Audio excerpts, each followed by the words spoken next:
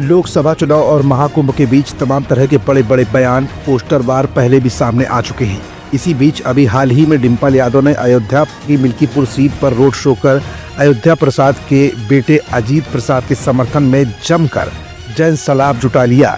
तमाम तरह के मुद्दे उठे। प्रशासनिक मामलों को लेकर फैजाबाद अयोध्या हाईवे को जाम करने के मामले को लेकर प्रशासन द्वारा डिम्पल यादव पर की गई एफआईआर की बात भी सामने आ रही है। इन सब के बीच मिल्कीपुर विधानसभा में होने वाला उपचुनाव बेहद खास होने वाला है। 5 फरवरी को इस सीट पर उपचुनाव होगा। यहाँ पर सीधी टक्कर समाजवादी पार्टी और भाजपा के बीच देखी जा रही है। उधर मुख्य विपक्षी दल समाजवादी पार्टी के मुखिया अखिलेश यादव लगातार योगी सरकार को महाकुंभ में हुई भगदड़ को लेकर जवाबदेही तय करने के मूड में दिख रहे हैं। तो वहीं अयोध्या की मिल्कीपुर विधानसभा सीट पर पिछड़ा, दलित और अल्पसंख्यक गठजोड़ को मजबूत कर जीत हासिल करना चाहते हैं। इन सबके बीच विपक्ष के हमले के जवाब में योगी आदित्यनाथ ने पहले तो महाकुंभ में भगदड़ को कंट्रोल करने के लिए शासन प्रशासन को मजबूती के साथ प्रयागराज में लगा दिया। प्रयागराज में भगदड़ वाले इलाके में भ्रमण भी किया। अधिकारियों के पेश कसे गए और फिर रुख किया मिल्कीपुर विधानसभा का। बहनों और भाइयों, ये विकास विरोधी भी है, लोक कल्याण विरोधी भी है। इनकी दृष्टि सफाई से बाहर नहीं जाती है।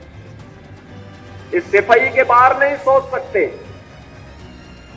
जब सत्ता में आते हैं तो परिवार के लिए कार्य करते हैं, वोट मांगने के लिए जाति का सहारा लेते हैं, और जब सत्ता में आते हैं तो अपने परिवार का भरण पोषण करके सारे पद एक परिवार को दे दिए जाते हैं। और इसलिए मिल्कीपुर का चुनाव भी आज राष्ट्रवाद बनाम परिवारवाद का चुनाव बन गया है।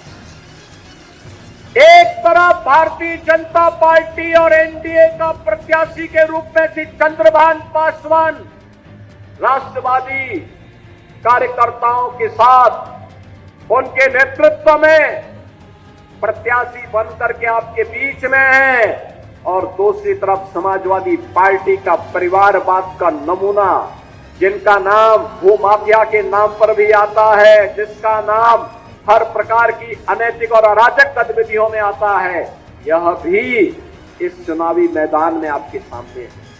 और इसीलिए मैं आपसे कहने के लिए आया हूं, ये कितना भी गिड़गड़ाए आपके सामने, कितना भी बोले, याद रखना इसकी असलियत तो हमेशा सामने आएगी। एक बार फिर योगी फुल फॉर्म में नजर आए।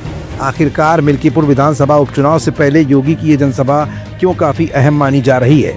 योगी आदित्यनाथ ने मिल्कीपुर पहुंचकर समाजवादी पार्टी को क्या चुनौती दे डाली है? और अब अखिलेश यादव के सामने बुलडोजर बाबा का क्या ऐलान होगा अगला कदम?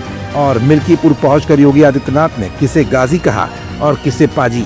ये कुछ ऐसे सवाल है जिनका जवाब अपनी आज की इस रिपोर्ट में हम आपको दिखाएंगे भी और बताएंगे भी। दरअसल मिल्कीपुर में जनसभा को संबोधित करते हुए मुख्यमंत्री योगी आदित्यनाथ ने कहा है कि समाजवादी पार्टी सनातन धर्म विरोधी पार्टी है। सीएम योगी आगे कहते हैं कि ये पार्टी भारत विरोधी तत्वों और माफियाओं को गले लगाती है। इस दौरान सीएम योगी ने सभा को घेरते हुए कहा कि समाजवादियों का नारा है, खाली प्लाट हमारा है। सीएम योगी ने कहा कि वो अयोध्या धाम में कार सेवकों का रक्त बहाते थे और हम लोगों ने दीपोत्सव की यात्रा प्रारंभ की है। सीएम योगी ने मिल्कीपुर का चुनाव राष्ट्रवाद बनाम परिवारवाद का बताया। उन्होंने कहा कि समाजवादी पार्टी सनातन धर्म विरोधी पार्टी है। ये भारत विरोधी तत्वों और माफियाओं को गले लगाती है। जाहिर सी बात है कि मिल्कीपुर विधानसभा उपचुनाव समाजवादी पार्टी और भाजपा दोनों के लिए ही अब इस समय नाक का चुनाव बन गया है। अब ऐसे में देखना ये होगा कि अखिलेश यादव की पिछड़ा, दलित और अल्पसंख्यक पॉलिसी यहाँ पर समाजवादी पार्टी को एक बार फिर जीत दिलाती है, या फिर अयोध्या में राम मंदिर और विकास के मुद्दे पर भाजपा की उत्तर प्रदेश की योगी सरकार के नुमाइंदे के तौर पर चंद्रभानु पासवान यहाँ पर विजय हासिल कर पाते हैं।